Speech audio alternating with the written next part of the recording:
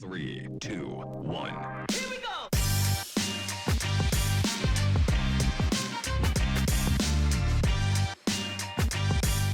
Welcome to the Remote Photography Podcast. In this final episode of Season 2, I speak to model KateLaura about her remote photography experiences. Enjoy the podcast.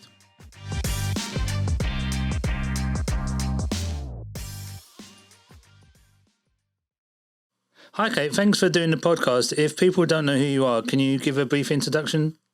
Hi, so basically, I'm Kate, obviously, and I've been modelling for about 10 years now, which seems crazy to even say that, but it has been about 10 years. Started off doing like pageant kind of, it's really weird, it's like completely opposite of what I do now, but I started doing like pageant kind of things. That's kind of how I kind of got into it. And then from there I was like, oh, this is kind of cool. What else can I do that's kind of similar but a little bit kind of more my style? So I started looking at shooting with photographers that I liked the work of. I think it was like even on Instagram or Facebook and things like that. And I contacted them and did a couple of TF shoots. And then I was like, oh, this is actually really cool. I think I'm okay at this, you know what I mean? I think it's kind of good. And then kind of from then, I just carried on doing more and more and loved it. And then started doing paid work. And I worked at all different kind of jobs then. I was doing all sorts of jobs that I didn't even like. I was working in shops and just doing bits and bobs. And I was like, you know what? I'm just going to quit and I'm just going to do this. And that's what's happened. And then obviously I've kind of gone into the hair work that I do. So like hair modelling things. That was kind of in the last 5 years. So it's kind of been a weird journey. It's kind of not been very straightforward to how it's all gone, really. It's kind of been weird. So over the last year, obviously things changed a bit for yourself because you couldn't do in-person shooting. How did you hear about remote shooting? Was it online, Instagram, or? You know what, actually? When it all like Corona kind of hit, I was like, I wonder if there's a way that we can like do a shoot, but the photographer's not there. And I was like Googling it and like, there wasn't really much coming up. I was like, And I said to my partner, I was like, do you think there's a way a photographer could connect to a camera and shoot me? And I was kind of coming up with all these weird ideas, like how it might work, like, I don't know, like a weird contraption that there might be or something. I don't know. Because you just don't know how it works. So you're just guessing of how it could work or through the internet or maybe a weird connection thing. And then I saw on Facebook, I think it was Natasha J. Bella had done a couple. And I was like, that's what I was thinking, but I just didn't know how to like put it into an actual thing. I had it in my mind of something like that, but I wasn't sure if it even existed. And then I saw she was doing them and I was like, that's what I was thinking of. So it was weird. So it was like, I had a thought process of I wanted to do something like that, but I wasn't sure how. And then I saw Natasha had done them and I was like, oh my God, that's what I was thinking of, if that makes sense. Yeah, totally. And then I contacted her and asked her how she was doing them. So I was like, I've got this camera and I don't know what to do. How do I do this? And she kind of was really helpful and explained like how she was doing it. And then actually I found some YouTube tutorials as well of how it works. So it kind of all pieced together and it was a thing. And I thought, wow, I've got this camera now. I took a risk. I bought the camera just to do the remote shoots because I was like, you know what?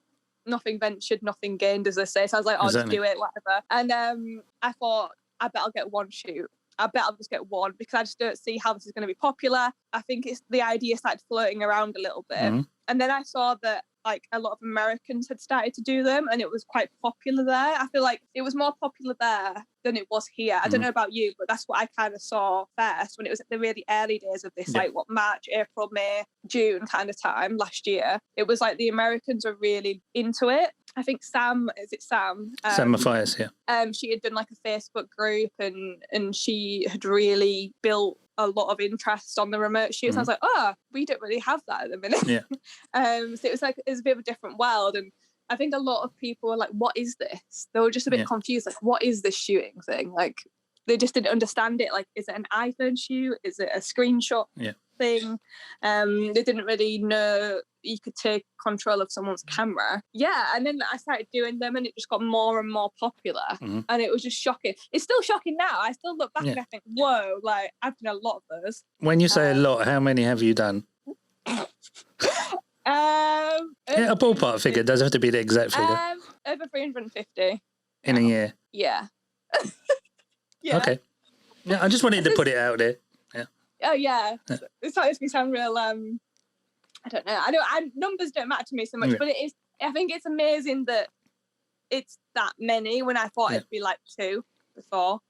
Yeah, because like you said at the beginning, you thought, oh, will one person do this? And suddenly a year later... I thought maybe I thought maybe one person would give it a go. I remember doing a test run with a photographer that I'm friendly with, and like it was just really complicated at first because we didn't know what the hell we were doing. It was like, what are we doing? Like it was just guessing of how all the software works and the camera and the connection, and it's just, I remember doing the test thinking, oh God, I'm not sure about this because it's just a bit, I mean, I'm not a technical phobic person. I'm actually okay with technology. I'm not like I'm bad with it or anything, but it just seemed like a lot to do. Like there's a lot for the model to do, definitely, with the camera equipment and connecting it all. So after the test, I was a bit like, oh. But then after you do a few more, you start to build your confidence a bit and you think, actually, you know what? This is actually quite straightforward. And I completely know that it's not everyone's cup of tea. I completely appreciate that. But when you get into it, it's kind of like you get sucked in. Was it because you'd seen the results and it suddenly clicked in your head that you could do it? You know what? I had... From other people or from the shoots I was from doing? Yourself? Yeah, we did some portraits using natural light. And I was like, whoa, that looks like stuff I've shot in person. Like, that's weird. Considering my camera was just like, you know, it's not going to be as fancy as like a photographer who's been doing this for years and years and years. As much as it's a DSLR and it's a camera, it's not going to be as fancy pants as you know, as a photographer that's like a professional photographer. So when we got the images on the first shoot we ever did, I was like, whoa, like that, I've seen some images I've done in person that are not as nice as those. So I was like, maybe there's definitely something in this then. And I remember getting them back thinking, and the quality was amazing. I was like, whoa, like, and I think there's massive possibilities with it. I just didn't know how much. And then now I look back and I'm like, I can't believe I've done so many, and I can't believe how far it's come since that first shoot as well. Did you find doing the test ones before saying you were doing motor shoots helped a lot with getting your head around it and the confidence as well? Yeah, I mean, like I said, the test runs and the very first few I did, if there was like instances where things went wrong, like connections lost or bits and bobs just went wrong. But it's to be expected. I think we were all learning together at that point as well. Even when I was taking on like actual work from it, we were still all learning together because this was brand new. Like no one knew what the hell this even was. Do you know what I mean? It was like we're all just learning together and hoping, you know, for good results, but you still got good results from it. And it's like, if this is the good result from just learning from it, then what's going to be the good result when we're all really comfortable with it? So who have you shot with? You don't have to give names, or I was if you do know. Get my list out. Yeah, I was going to say, like, people go, oh, no, I just have to get my list. But where, let's say, where have you been remotely that you thought you'd never be? What do you want me to list not list the countries, but do you want me to name some of the countries that I've You can name the countries or the photographers, it's up to you. I think the most unusual place is probably China, because they've got weird rules when it comes to Zoom and connections and everything like that. So the fact we could even do that shoot, the barriers was broken. And he's like, the photographer was like, I think it's called Shanghai Photography on Instagram. Okay. I remember him being like, by the way, the connection's probably going to cut out every kind of 10 minutes because like this country don't like us using Zoom. Okay, so it did cut out a lot. And but you worked around it. Yeah, we worked around it, and like we still got really good images. So I was like, well, that's what you can do when like the laws are against you in terms of technology and connection. So I was like, if this is what you can get from that, then what can you get from something that's like steady? Well, did you find a lot were not the UK based? They were more like outside the UK. You were like China, America. Yeah. I don't want to bash the UK or anything, or anyone from the UK, but I feel like people from abroad took to it differently and embraced it quicker. Whereas people from the UK were just like, nah, I'm not keen on this. Like, or they thought by the summer we're back to shooting normally. I think that might have been part of it, you know. Yeah. I do think that's part of it. Like, we're only going to be in this for 2 months, so what's the point? I can just hold and wait. And I think that is part of why people were not as keen. I'm trying to think of the places. China, probably a lot of America, Germany, France, Belgium. I don't think of all the You've been all over the place, Basically, a lot of places. Did you find, so say like during the first lockdown, was it more like not UK based photographers, or it was just like a slow trickle and then it's suddenly everyone started to do it in the UK? The first lockdown, it was like no UK photographers at all, I'd say. Well, apart from me, apart from you and Martin Higgs, I think that was it. And I think it was just like it was like the secret. It was like a secret that no one wanted to talk about. Like anyone did remote shoots, but just like, no. Well, even I admit at the beginning, until like I'd done the Chris and Amy thing, I was like, maybe this will work, maybe it don't. And then I got the results back and went, oh, hold on, this is something that could work. And then I started looking around, and obviously I found yourself and a few other models that had started to do remote shoots. But it kind of felt like the people who were doing the remote shoots, like the outcast, like the little group that no one wanted to touch. or the pioneers, shall we say? Yeah. Oh, let's say pioneers. But I felt like a little. I mean, I'm always doing stuff that's probably not. I always try and do stuff that's not popular or not the norm anywhere. Yeah. I mean, like the haircuts that I've had probably say, I'm not for the norm. I'm not for the norm. And the backgrounds you've put backgrounds you bought and painted. Yeah, I've always trying to like do different things from different people. So for me, the remote shoot was just another extension of that anyway. So if people didn't like remote shooting or didn't think it was popular, that didn't bother me anyway, because it was like, well, it's all good saying you don't like it, but you haven't tried it. So for me, that's what annoyed me the most, I think. It was when people said it was not the best, like not a good idea, but you've never done it. And like you even said you doubted. Yeah, but then I started seeing the results, and I think it was a bit of doubt in my mind that, oh, this is something that could work. But then after a few, I was like, yeah, this is something going on. So it was working. Yeah, I think there was a lot of that. And I think it was just like, remote shoots, like they're just stupid or whatever. And then until people saw the results, it's kind of like there was a change at some point. I don't know when it was. I can't pinpoint when the change was, but there was like a change amongst people going, actually, I'm going to give it a go now. Did you find as well, especially over the last year, everyone's mental health has been all over the place. Did you find remote shooting was like, oh, this is keeping my brain engaged and making me think about the sets and outfits and stuff that I can do? Yeah, I do. I think if I didn't shoot, I might have just been sat there like, what am I going to do? Yeah. You know what I mean? Like, what am I going to do with my time, my mind and everything? So definitely, as much as they can be remote shoots can be stressful because obviously all the basis is on me this time, because obviously I'm the cameraman, I'm the model, I'm the set designer, I'm like everything. So that is stressful, but also at the same time, it's a good challenge. So it's, it's good. It's just good to do something different as well, because like remote shoots are just so different to anything I've ever done before. To be fair, I think you jumped in with both feet, because, like, I don't know if people know this, you like invested in lights, you invested in backgrounds that you could change, and you were just using what you had, wasn't it? Yeah, you always say that though. You always go, you just adjusted with the times, and I think I did. I mean, I don't make it a big thing, but now when I look back, I'm proud of what I've done. Like, as much as you don't want to blow your own trumpet, sometimes you do, yeah. Yeah, sometimes you think, you know what, that's cool. What I did was cool, and what I managed to do and shoot remotely, I am proud of it, regardless. Like as much as you don't want to get a big head and walk around going, look how many I've done. I don't want to be like that. I'm just proud that I managed to adjust myself in really, really awful times. Well, because you had that somebody sent you some PVC outfits, wasn't it? And then you just ran with it. So you did pictures, and then there's one where, did you buy like a small paddling pool and you got like plastic balls to make like one of those ball pit things? Yeah, I've done like ball pit shoots. I've done like PVC latex stuff. I've done like everything you could think of, which I would never normally probably have done. So it's definitely made me think differently to what I would before anyway. So it's weird. It's just straight. I still think it's so like crazy how it should all panned out. So as you mentioned, you had or you invested in a camera, should I say? What's the current setup you have? Okay, so I'm using a Canon, which is a basic standard Canon. It's like I said, it's not anything fancy. It takes a picture. But you know what? I haven't needed it, if that makes any sense. Like it's worked well, and like I think it's kind of accepted that models aren't going to have a camera that's going to be millions, if not millions. Yeah, but they don't have to have the latest and greatest. I've like yourself, I've worked with people who have like the basic entry model level camera or have upgraded slightly, and there's been amazing pictures coming out of it. Yeah.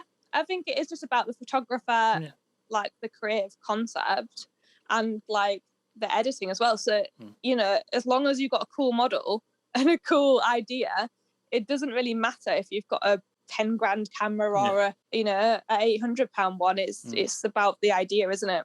Exactly. So you'd invested in the camera. Do you invest a bit more in lights? Because obviously if you're working with people in different time zones, it may be darker here than it is there. So did that make sense that you invested more in the lights so you could shoot at any time you wanted to? Yeah, I mean, when I first started doing it, I was just using natural light for a few months. I was like, this is fine, I don't need lights. And then it started getting darker and I was like, actually, I need lights. Mm-hmm. So I've got 2 soft boxes, which are just, again, standard softbox lights, LED. And then I have a reflector, which I've used a couple of times, but not a lot. And with backdrops, I mean... I don't know what to start with. You did go heavily into backdrops, didn't you? I'm kind of the backdrop queen, I think.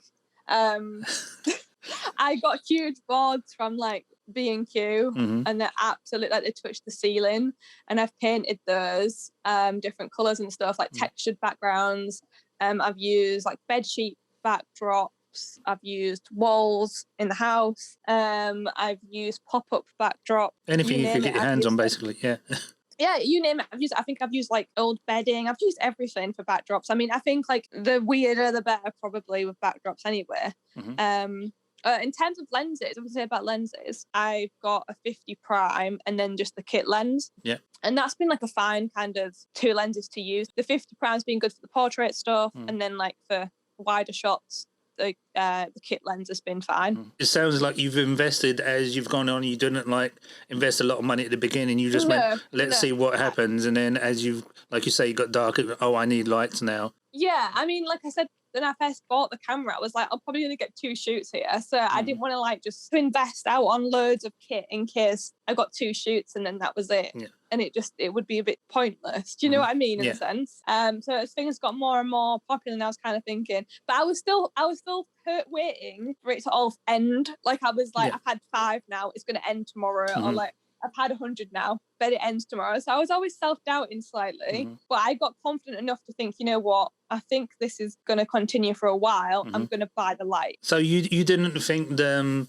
limitation of emotes was something that held you back? You just started seeing the results, and like you said, you went backgrounds, and then you started doing the themes and such. Yeah. I never saw a limitation with it. To be honest, like, I feel like the limitation is what you make it. So I don't see a limitation. Of course, you can't do the angles that maybe you would in person. I understand that completely. But the other limitations, I don't feel like there is any, if that makes any sense. Yeah, no, you can get a camera where, say, in a small room where obviously a model and a photographer couldn't be because the room's so small. So there's that aspect as well. 100%. And like, some of the ideas you might not do in a studio anyway. So it's give and take, I feel, with remotes anyway. I think there's good, there's indifferent, there's maybe bad points, but it all outweighs each other to make it balanced. So when you started doing remote shoots, did you find the social media was a help? So say like the Facebook groups, or was it more you were putting, say, cartons out on Purple, and because you were having to like put a wider net out, you may be getting 1 or 2 people wanting to do it? I found that Facebook was probably best for me anyway. Instagram, but Facebook generally and Instagram, probably the best places that I cast out. Yeah, the groups are really helpful. I found them a massive help because like everyone was on the same page in those groups, so you didn't have to worry about like someone going, I don't like remote shoots, because everyone in that group was like, yay, remote shoots. Because there was that weird like time where a lot of people, not against it, that's the wrong word, I don't want to sound negative, but a lot of people just went into it. And even if you put like, I'm doing a remote shoot, they'd be like, well, I don't want to. And you'd be but like, that's their choice, they don't have to. Yeah, of course. And you'd be like, oh, okay, I'm I don't want to upset anyone, I'm just doing some shoots. You know what I mean? But I think it's easy, like they say, it's easy for people to put someone down and compliment them. Well, that's the way of the world, isn't it? I started just ignoring it. It used to get to me a little bit, and I just started ignoring it. I was like, you know what? I'm happy doing what I'm doing. And I'm sure people's mindsets in lockdown have changed anyway. I don't know about you, but mine definitely have. I'm more just kind of thinking like, as long as I'm happy doing what I'm doing, it doesn't really matter what other people around me are doing, as long as you're happy with doing what and I'm sure lockdown has definitely changed people's mindsets generally anyway. I mean, mine has. So just start to focus on what you're doing. No, I've definitely seen lockdown like like yourself, you've ran with it, jumped on the, let's use the bandwagon term. It's helped replace, say, the shoots you would be doing in person. Not maybe as much, but it's been like a lifeline to some people, I would say. Like yourself, you've gone, okay, this is working. I'm going to get all over it and make it the best I can. And like you say, a year down the line, you've done in a ballpark of 350 remote shoots. That would be unthinkable. Like, say you were doing in-person shoots. Would you really have done 350 in-person shoots in a year? No, I wouldn't. It's good we said that, actually. It's interesting because I think a lot of people, because when it just started out, it was, like I said, it was like that secret of like, this isn't cool, and like I felt like I'm the little loser in the corner doing these remote. We've done a handful of shoots, and I've always joked with you turned into like the remote queen, because you were literally like, every time I looked at Facebook, you were posting, oh, here's the results from one shoot, or you were saying, oh, tomorrow I'm going to America today, and then I'm back for dinner before all this. You were making like, you were turning like something bad into something good, and you were like, okay, yeah, I'm just gonna do my shoots, say I've done the shoots, say I'm going to be shooting with these people. And it sort of built up, don't want to say a reputation, but it was like, oh, Kate's shooting again. Well, good for her. She's like all over the remote shoot thing. Yeah, but I'm also I'm very conscious. I don't want to upset, like I said, maybe I overthink things, but I don't want to upset people who are in lockdown and suffering. Yeah. And then there's me there doing well. But at the same time, I think people would rather see people happy and doing well than see people miserable at the same time. So it's just having that conscious mindset of, I don't want to be like, look at me too much, but also I am proud of what we've achieved. So it's it's like anything, isn't it? No one likes to show off too much. Yeah, but sometimes you have to advertise that you've done the shoot, or you're going to be doing the shoot. It's like with anything. There's nothing like a little bit of self pride, obviously. And if you're proud of what you're doing, that's great. Yeah, sometimes you've got to shout about it. Yeah. Has it made you kind of, I guess, assess who you'll work with in the future? Yes. And stuff? For me, it has. I consciously thought, okay, I've shot with people in person, but I'm going to maybe not have the opportunity to shoot with these people in person. So let me work with people I may not have shot in person ever. So like yourself, maybe for one reason or another, we might have eventually shot in person, but it's just one of those things. You came across my radar, and I was like looking, oh yeah, she's doing remote. She's really getting into it. She's doing like wigs, backgrounds, and this, and it's like, okay, let's go and do a shoot with her. And I really enjoyed like the shoots we've done, because as people can tell, you really like to talk, and but you like to be creative, like with the backgrounds, with the angles and stuff. And I thought, okay, I'm liking this, but like I said, it's probably not, no offense to yourself or any other model, someone that I might not have worked with in person, because it just, the paths never crossed for one reason or another. Yeah, that's that. Yeah, that I think that's the good thing about remote stuff, is the people that paths never crossed, or the distance, or whatever whatever the circumstances was at the time, then this opened up the door that the door was closed. You know what I mean? Like we're opening up new doors, and it was allowing stuff to happen that wouldn't have happened otherwise. With me, I mean, I've been quite strict with everything, and I've stayed at home for like a year, basically, I'd say. Yeah, but that's your own choice, so yeah.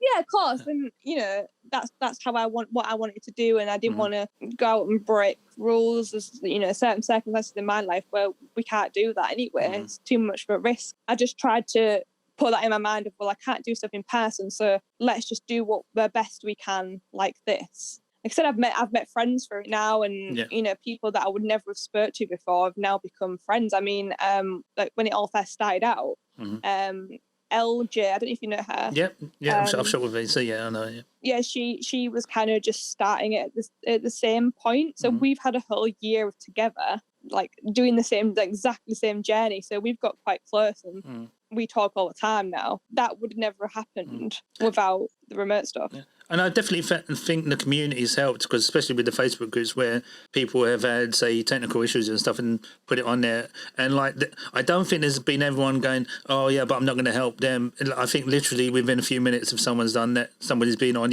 I've had that problem, this is how you solve it. So I definitely think there's a good community that's built up around it. Yeah, for sure. Like, if you got a problem, you can just put it on the group, can't you, and Yeah. say, help. Well, it's like I've called you a couple of times when I've been working with someone yeah. else because you've done it so many times. I thought, oh, Kate will know what to do. And like sometimes you've gone, that's not happened to me. But there's been times when you've gone, yeah, this has happened to me. This is what you do. Yeah. Yeah. It is just strange that, like, there was definitely, I don't know if you foresaw this, but from the start to the end to where we are now, there was a change. There was some kind of change shift with how people saw remotes, and I don't know what it was or when it was. I can't pinpoint a day, a month, or whatever when it was. But there was a shift of people. Some people who were really against it were like, actually, I'm going to give this a go because everyone's doing it, and it is kind of like if you can't beat them, join them, isn't it? So there was a change. I don't know if it was like the second lockdown or something. People thinking, you know what, we're in this for the long haul now. Yeah. I think it was around that time, like the summer. But to me, I noticed a huge shift, like Christmas, New Year, because obviously when we went into the third lockdown, I think there was a few people that suddenly went, this is going to be a few more months and we're not going to be able to shoot properly in person until maybe the spring or summer. Yeah. And they suddenly changed and went with it. Yeah, I think there was definitely, I agree, at November, December time, I saw like a shift of more people trying it and stuff. And I was like, oh, well, it's become like the uncool thing. Has become now the cool thing. Like I said, I felt like the little loser in the corner at the start. Yeah, but no, I wouldn't say that. Like I say, with yourself, Natasha, who first started it, especially in UK, the pioneers, not the losers, the pioneers. That's how I felt, though. You know what I mean? Like, oh, I'm just a little geek in the corner with my camera. Yeah, but who was getting the shoots? Who was getting money coming in when to provide for yourself and your family? You were. I'm quite modest. I don't like to thingy myself, and like I said, I do feel like the little geek sometimes. The little short-haired geek, I call myself. Yeah. But the fact that it's come from that, how I felt all those months ago, the little geek, and then how it's come for now, is like an amazing transition. I think it's become like a massive thing, and it's really good. It's amazing how it has changed and like become popular, and people have embraced it now as well. Yeah. Did you think like within a space of a year you'd be like making your own backgrounds, making your own themes, stuff like this? Did you ever see that coming, or you thought, oh, it's just going to tick over and then everything will be fine? It's hard. I mean, I even look back to like that February, you know, just before we all got locked away.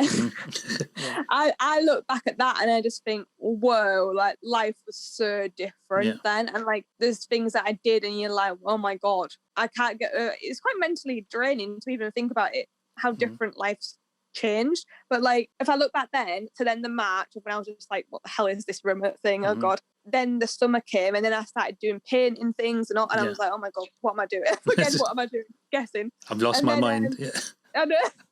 I was just like painting, getting massive big deliveries from B&Q, and it was just, I was like, how is this my life now? Like it's so alien to what I'm guessing we were all doing, shooting, creating in person and doing all these things and traveling, and it's so alien to get this B&Q massive delivery of a huge 7-foot board and I'm painting it in my back garden.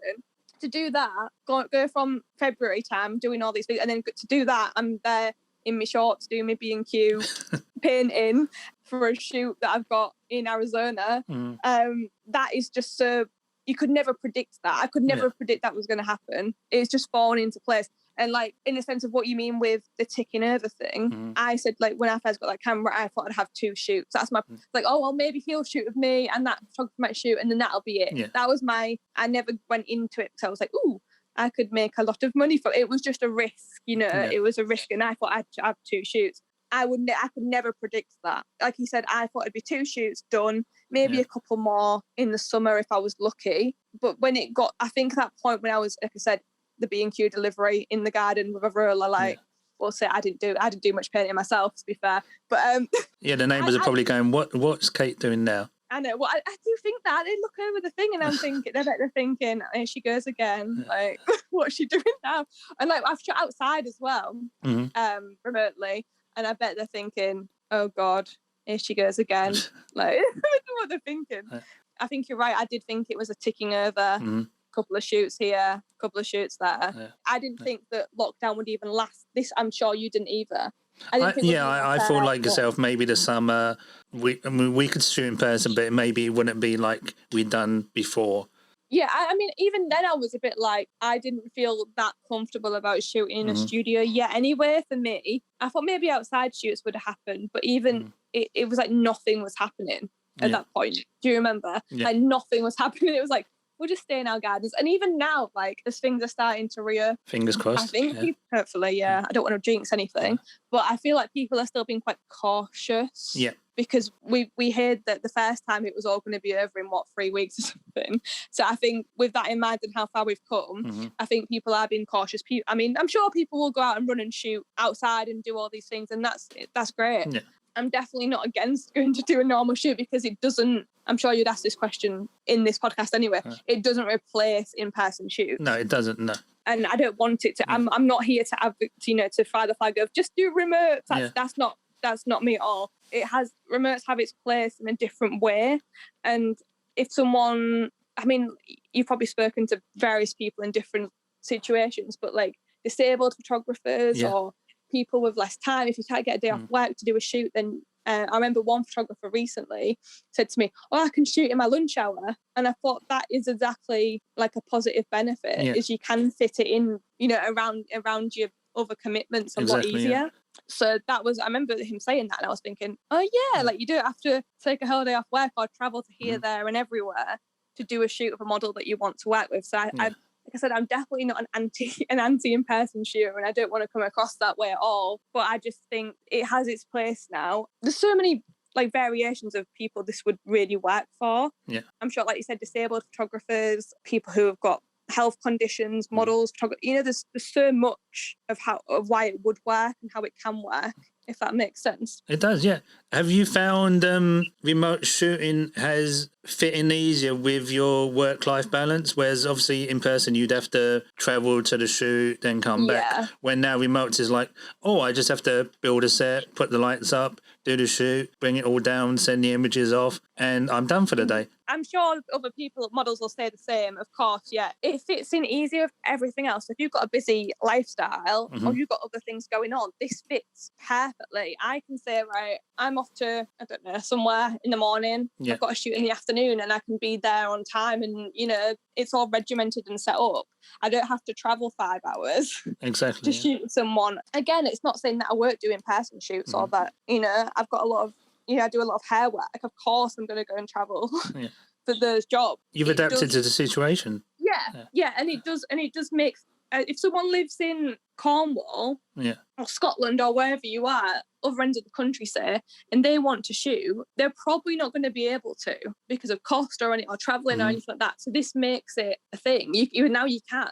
And I think when you say about fitting into lifestyle, those shoots would never happen otherwise. So I definitely think, like you said, it is more adaptable in terms of time scale and I guess cost, like travel costs and things. So 100% but like going forward, I'm going to continue doing them, but it doesn't mean I don't want to be like the advocate of I'm never going to do an in-person shoot again, because of course I am. It's just going to be you'll just adapt back to slowly doing in-person shoots. But like you say, one of the things I was going to ask you later, but you've said it, is like you'll still offer remote shoots because obviously there'll be people that can't do it in person yet, or for distance or health reasons. 100%. Like and obviously if they're in a different country, we were never going to shoot anywhere before. It was impossible. I'm not going to just shoot off to like Canada to do a 2-hour shoot. It doesn't work like that. So I think when people get a bit in-person shoot versus remote shoots, I think they have to remember that a lot of these shoots are done abroad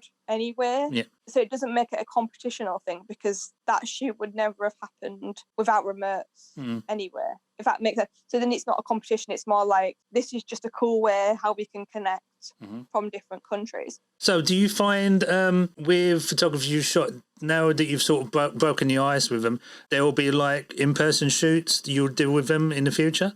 I'm sure. Yeah, I think so. I mean, there's a handful of UK photographers that I definitely would shoot with in person, and they've brought it up to me like, we can shoot in person now, like now we've got to know each other. It's broken the ice and stuff, which is so cool. But I do think a lot of my remote shoots have been in different countries though, more than UK. With that in mind, I guess the remote stuff would just continue with those. But you've already got that relationship with them. So when you shoot with them, you know how they shoot, how they know Yeah, how you obviously, pose like, and stuff. Yeah. I mean, is it strong to say friends? I don't know if it's so strong to say I've made friends from this photographers that now, you know, we would never have met in a million years if it wasn't for COVID. We would never have known each other. And I just think maybe certain things are, I guess the stars aligned, I suppose, you know what I mean? It's as much as COVID's been horrific, it's one good thing I can take from it of where I've met some really cool people. Do you enjoy like doing your themed ones? So say like, did you do like a Valentine's one recently or something like that with all the balloons? Yeah. Or do you find like a photographer comes to you and says, "Oh, can we shoot this kind of theme?" And you thought, "Yeah, no, I can do that because I've got the outfit, so I could do that with the space." A difficult question. With the balloon thing, I don't even know how I came up with the idea of that. I think I saw it was something on Pinterest or something. Yeah. And I was like, oh, that would be a cool idea. Why don't I do it? So I just bought the balloons, blew them all up, arranged them on the wall, and thought, well, that looks kind of cool for a set. Let's go with it. And do like a pink and pastel theme. Yeah. That was like a random thought in my head. It wasn't pre-planned a lot. It was just like I saw a cool image of some balloons. I thought, how can I adapt that in a shoot? Set it all up, which is actually a really pain to put up, to be honest. Yeah, but it kept falling down all the time. But like you said, you had to be a set designer, a lighting one. Yeah. So I presume it was worth the effort because I'm looking at that picture and I would think a lot of people are going, you love the theme and they've booked on to do a shoot with you. Yeah, that is true. I mean, like I said, it wasn't the easiest to put up. I remember like having to use a million bits of tape and pins to try and do it. And then every time you put a little bit more up, a bit fell off. But we got there in the end. But yeah, with that one, I made it and set it up and I was like, I've got this. Yeah. How about if anyone's interested in shooting it, let's do it. Yeah. And then people got in contact with me and were like, oh yeah, it seems like a really cool idea. So that was just my idea in my head using a reference image of balloons and I just kind of made my own idea. With other shoots, I might get someone contact me and say, I've got this in mind, maybe like a 60s theme or something, top of my head. Or some of your wigs that you have, how about we shoot those against like a white wall or some of your backdrops or one of your set like bedroom setups or something. And I'll go, yeah, that's cool. So it's been a mixture of like someone just giving me an idea and we run with that, or making even a Pinterest board of just like visual ideas. Or like the balloon thing was just a bit random. So it's been a mix. It's been a mix. I mean, I don't prefer one to the other. I do like a Pinterest board, but that's just me. Yeah, it helps you to work out what you can do. Yeah. It's just nice to see. I'm a visual person, so it's nice just to see imagery, ideas, and going, oh, that looks cool. I could do that. I could do a similar outfit, or we could do it my style or something. I think for me, Pinterest ideas being sent those is just a lot more clearer. Yeah, and I think also because I hate using the term hair model, but you've like changed your hair color a lot and like it's grown longer, so you've turned that around and gone, okay, I'm gonna color my hair blue or pink and red, and that's giving people you like unique looks as well. That poor hair. It's been colored to the death, really, hasn't it? Every color under the sun. But usually if I'm on a hair job, that'll get done automatically, so I might have a change every couple of weeks on a job. But obviously with COVID, it has been a bit more restricting because I haven't been doing hair wear. So I just kind of randomly wake up on maybe a Monday and I might be like, I might dye my hair blue today. And just be like, because I can, I fancy blue. It might not look, it might not suit, but let's just do it. And I'm quite random like that. I will just decide on a Monday that I fancy green hair and or blue hair, and then I'll have that for like a week. But you've turned that around to be like, okay, my hair's going to be blue for a week. Do people want to shoot it? And again, it's going to be like a unique set of pictures that they're going to have, because the next week you could have coloured it red or whatever, and then it's the different images. I was going to say, I feel like a lot of models, obviously I can see what other models are doing remotely and things, and I feel like a lot of models have a style of what they do. I don't feel like I have one. I just feel like I'm the girl that changes the hair every 2 minutes. So if that's a style, I'm happy to stick with that one. But maybe that is my thing. I don't know how I would really define what my style of photography, because obviously if I think of models who are remote shooting, you have like Ivory Flame, it has all the cool, like the chair and stuff and all the floaty material, and like real magical. People like that who have like a defined style. Whereas for me, I'm just kind of, I don't know if you could define my style. I don't know. It's hard to define your own No, style. no, you put me on the spot. Your style is, I think, I think you've sort of said it earlier. Your style is, if it pops into my head and I can do it, I'll try it. So, like, say with the balloons and the pink wig, you went, yeah, okay, let's pop it into my head. Let me try it, and then you've ran with it. And again, it's offered people a unique setup and look for you that maybe a week later it's a total different look again. Is it? I feel like it's a chameleon style. I don't know. I feel like if I had to define my style, it's really hard to define your own style. Though I do feel like I kind of go towards the edgy vibes. I don't really go to, like, for me, girly styles. Yeah, because everyone does that. Yeah. Yeah, it's not really my cup of tea. I'd definitely go towards more the darker, edgy vibes with the short hair and stuff. But I wouldn't. It's hard to define yourself as a style. Yeah. But again, it's helped you be like, oh, okay, if we're going to do like edgy fashion, or say, let's take example of the PVC thing. You thought, okay, I don't see a lot of people doing that. Let me try it. And then, as I've said before, it's going to be something different for people. Yeah, sure. I mean, like I said, I do define myself like the darker kind of edgier stuff, but at the same time, I've done like girly stuff. So I feel like I can like be a bit of a chameleon in that way, and I can just be like, well, today I'm going to do like long wig girly, and tomorrow I'm going to do dark wig, androgynous, more edgy, androgynousy, and then maybe next week I'm going to dye my hair green. So I do change my mind like a lot with stuff. So I'm like looking at the images because I've got a few in front of me from like the groups, and like say the ones we've shot, you had blue hair, PVC, but then I'll look at some others where we've mentioned it, the balloons and the pink hair. There's ones where maybe like you're in a ball pit, as we mentioned, but then there's some you're sitting on a kitchen counter, or you're laying on a bed with like some mood light. Again, it's like you say, you're a chameleon. You literally try anything, and if it works, then that's something in your head you can go, okay, I can do that style in the future, and it just gives you more options. Yeah, I think I'm a bit of I'm not a competition person, but I mean, I always go in competition with myself. Yeah. So I don't really look what other people do. I'm just like, I'm more just competitive with me, and I just want to try and beat myself. I'm like, what else haven't I done? What can I do? Like, what is different? Like, I'm always trying to make things different for people, to make everyone have a different shoe, if that makes sense. So I think I'm quite harsh on myself. You probably know this, but I'm always like, I need to do better. I need more stuff. Well, it's even with myself. It's like, I think creative people who've got creative minds are always like, they're the worst enemy. They'll think, this is great, and then they'll put it out, and then it gets like 2 likes. And they think, oh no, that was a bad idea. But that's just the way it is for social media, unfortunately. But I love like the stuff you've put out and that I've seen over the last year from people doing remotes, because I think it's literally helped with their mental health, but it's also made them, you probably look at your place differently now than you did a year ago, because you think, oh, can I shoot like this wall and it can be like a little set, or can I get like one of those inflatable small water things and put balls in it and make it a ball pit. So I think it's literally you look at things differently. Yeah. You do. But we're in the process of moving. We're in the process of moving and decorating. So and then I'm kind of like, well, what in new spaces? What can I do to that? And you do start. Yeah. You start getting a bit crazy with it. But the thing is, as well, you do have to live there. Yeah. And I think sometimes I forget that. I'm like putting all these things up and sheets up, and I'm crazy. Yeah. I'm like, in our bedroom, I'm just looking at it now, and there's like 2 soft boxes, all these boards and like curtains and stuff, and I'm thinking, if someone walked in, they'd be like, what goes on in there? Yeah. Well, you just have to move into a bigger place, then you can have like a room that's a studio. That is the plan. Yeah. When we're moving and stuff and decorating, then I think there's going to be a separate room for separate things, hopefully. If someone walked in there, they'd be like, is this a porn set?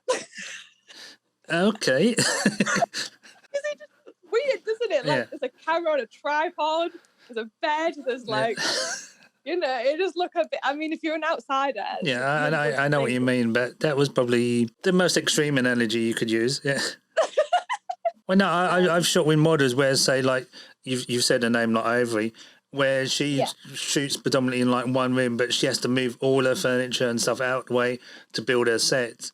And if someone walked in when she was doing the remote, they were like, "Why is your furniture piled up in a corner?" or this and that. Yeah. So I think it is a unique look on how doing shoots. When you're answering the door to like the Amazon guy or something, and you're coming downstairs and you've got this like wig on. Or whatever, and they're just like, "Oh, hi." Hi, yeah, okay, and then like, I'm like, I always go, "It's not what it looks like." Oh, that's the worst thing to say to them because they're like, okay, and then they're looking at me like, okay, then. Then they might think it's what you said earlier that's happening. So, or if you're answering, exactly. If you're answering like in weird clothes or like weird wigs, they're just like, I mean, we have the same person deliver. I imagine you do as well. So it's the same person seeing me in all these wigs and stuff. Yeah, they just think, okay. Yeah, I'm just going to quickly leave the parcel here and then go away. Yeah, that's the weird girl. Just ignore her.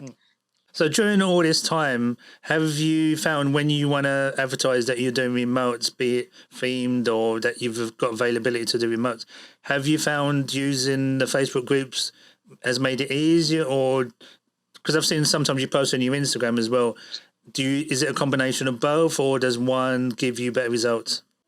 It's hard to pinpoint, but I think all of them together has made it easier, because obviously Instagram, you're getting different people there, you're getting different people on the Facebook groups, you're getting people who aren't in the Facebook groups on Instagram, so it's just like that collective effort. For me, kind of everything works. Well, I think Instagram is just great there, really, isn't it? I think everyone finds Instagram like the main place that people get creative things. So for me, I think Instagram just about wins it. I don't know. Okay. It's hard to know. But I think all of them together are pretty good. With the remote shoots, is there some people you'd like to work with? I've seen Glenn Wallace's stuff, and that's really cool. I think the style that he shot the remotes in would definitely like fit my vibe. I think else I've seen. It's been really cool. I think I've shot with a lot of people that I didn't think I would shoot with. Yeah, because you've shot like a hell of a lot of different styles as well, haven't you? Yeah. Martin Higgs is also always one of my favourites to work with. I'm just going to keep saying Martin Higgs all the time. If you say it many more times, he might approach you. Martin, please. No, I'm joking. Funny because with Martin Higgs is that he does a lot of hair shoots, so the fact we never met is just kind of weird. Yeah, that's strange because like if he's doing like fashion types, you would have thought your paths would have crossed in person. Yeah, I don't know how. I think I remember we were talking, and I think there was times that like I should have maybe been there or he should have been there, and the paths just didn't. I was just so close on crossing, but it just didn't work out. Yeah. So the fact we got to shoot finally was like, oh yeah, we should have done beforehand. I was actually going to say I've already used, I don't know if I mentioned this, I don't think I have.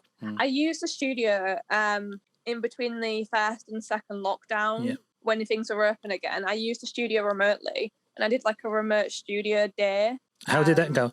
Really well, actually. It was all Americans. It was a time again when remotes weren't as popular as they are now anyway. It was all American photographers, and like I was explaining to the studio and like how it all works, and they were like, oh wow, like I didn't even know this was possible. And obviously I used their Wi-Fi and obviously I checked beforehand that it was all fine. I didn't want to just like use all their Wi-Fi. It was like a pay as you use kind of. But yeah, it was really good because it was like there was no people in there. So COVID wise, it was like so COVID safe because there was no one coming in and out. It was just me. And like I finished one Zoom call, then like in 10 minutes I had the next one. So it was just like really good, and like they were just so happy to shoot with like different locations. It worked really well, and and I remember after I did it, they were like, when you go back there again, like just tell me because I'll be definitely up for doing it again. And like bear in mind, these are people that, you know, in America the laws are so different. It's such a different situation out there as it is here with COVID. But they were like, oh, I can shoot in person again, but I still want to shoot remotely because it fits in their life better, or you know, other circumstances. They're shooting with new models I never got to work with before. So I think when I did that and I did the studio shoot remotely and stuff, and I spoke to how they found it and all that afterwards, it's kind of when I realised like, oh wow, they can shoot in person, but they're choosing to shoot with me remotely. And that's when the kind of, you know, like the light bulb went on. I was like, maybe this is going to stay around. What was the most one photographer shot with you? Is it been like half a dozen times or 20 times? I'm not going to name his name because he knows who he is. we've probably shot. I need to actually go through and have a look, but I think we were trying to count it actually the other day. But double figures? Yeah, it's double figures. I think probably like 50. Wow. I don't want to say, that probably sounds quite a lot. Maybe like 40. Let's say 40. It's probably like 40. But is that because you've built up a good working relationship? So you know how each other works? How it works, yeah. And we can have a bit of banter and stuff, you know what I mean?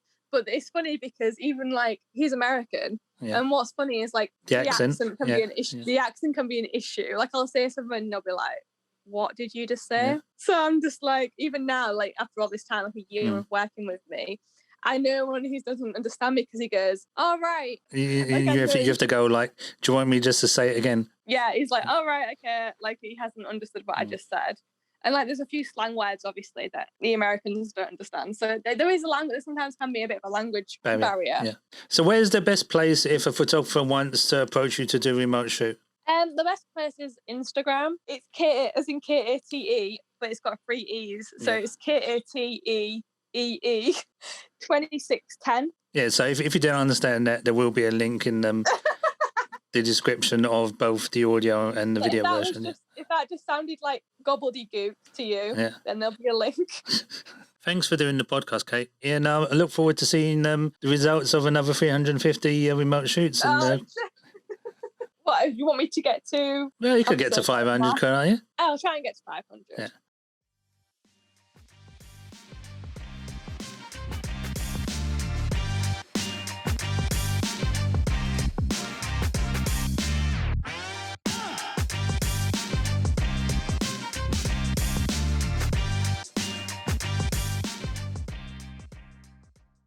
So over the last year, obviously, see, no, I screwed up. Let's try that again. So, oh no, you started to laugh. So, there's going to be lots of outtakes from this one, I'm guessing. Wait a minute, I'm just going to have a drink. Sorry. See, I told you it was good to have a drink at the end. My McDonald's. Okay, I know what I'm saying, but I was tripping on my words. Yeah, I know what you mean. I can see what you're saying. You can see what I'm saying. Yeah.